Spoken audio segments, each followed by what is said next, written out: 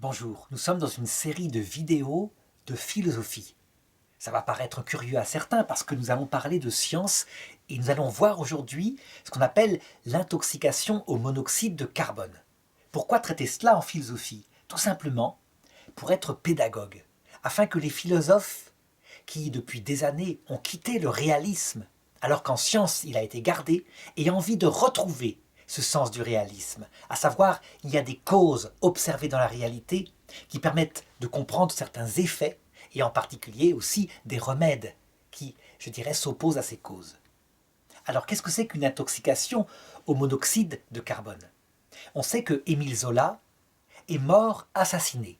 Ça paraît curieux, mais ça a été découvert beaucoup plus tard. Il y a eu un attentat. On sait qu'il est mort intoxiqué au monoxyde de carbone. En fait, sa cheminée avait été bouchée par quelqu'un qui le détestait. C'était l'époque de l'affaire Dreyfus. Sa femme, qui était aussi dans la pièce, a survécu, on peut dire miraculeusement. Donc qu'est-ce qui se passe dans cette intoxication au monoxyde de carbone? D'abord, il faut se souvenir que notre air que nous respirons contient en partie du CO2, un carbone lié à deux oxygènes. C'est le dioxyde de carbone. Cette molécule n'est pas toxique, elle est produite par notre corps, mais elle est éliminée par l'expiration, c'est-à-dire lorsqu'on chasse l'air de nos poumons. Le feu, lui aussi, lorsqu'il tire bien, qu'il y a de l'oxygène, il produit du CO2. Mais lorsque la cheminée tire mal, qu'il n'y a pas assez d'oxygène qui arrive, au lieu de produire du CO2, il produit du CO, un carbone lié à un oxygène, le monoxyde de carbone. Et cette molécule-là, elle est extrêmement traîtresse parce qu'elle est mortelle, mais on ne la sent pas au nez, elle n'a pas d'odeur. Elle rentre dans les poumons et elle a la propriété de venir prendre la place exacte dans notre hémoglobine, c'est-à-dire dans les molécules de notre sang qui transportent l'oxygène, la place exacte qu'occupe habituellement l'oxygène, qui, elle, est nécessaire au fonctionnement de notre organisme. Donc, notre hémoglobine se sature de monoxyde de carbone et n'a plus la capacité de transporter l'oxygène. Ça se fait insidieusement, lentement, et quand ça se fait pendant le sommeil, eh bien tout simplement, on s'endort encore plus et on ne se réveille pas. Si jamais on peut avoir tout d'un coup une nausée, quelque chose qui va mal, on se réveille et on trouve souvent des gens qui sont morts au moment où ils se dirigeaient vers la fenêtre et ils n'ont pas pu accéder à la fenêtre, ils sont morts en s'y rendant. Donc, on le voit, la cause, le monoxyde de carbone, produit cet effet.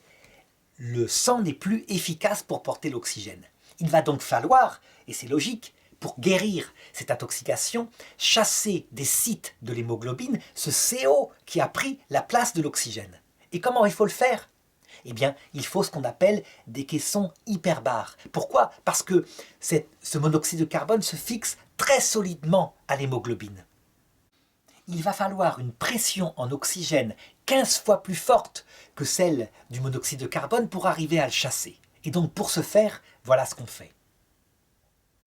On sait que l'air que nous respirons contient à peu près 20% d'oxygène. Or, il faut 15 fois la pression habituelle, la pression atmosphérique de l'oxygène. Donc, on va commencer par enfermer la personne qui respire à peine, qui est dans le coma, dans ce qu'on appelle un caisson rempli de 100% d'oxygène. Donc ce n'est plus 20%, c'est 100%, ça fait donc 5 fois plus de pression d'oxygène. Mais ça ne suffit pas. Il faut atteindre 15 fois plus. Et donc, pour ce faire, puisqu'on a déjà 5 fois plus, on va mettre une pression atmosphérique de 3 atmosphères. 3 fois l'atmosphère qui est à notre niveau. 3 fois 5, 15, égale 15 fois la pression d'oxygène. On met dedans toute la famille s'il le faut. L'essentiel est qu'il respire cet oxygène sous pression, qui peu à peu va chasser le monoxyde de carbone. On met même le chien s'il le faut. L'essentiel est de sauver ses vies. Alors évidemment, ce n'est pas sans inconvénient. Il y a d'abord un risque d'explosion. On sait que l'une des fusées Apollo qui devait partir vers la Lune, parce qu'il y avait une saturation à 100% d'oxygène, a explosé, faisant plusieurs morts chez les cosmonautes américains. Et bien de la même façon, il faut faire très attention.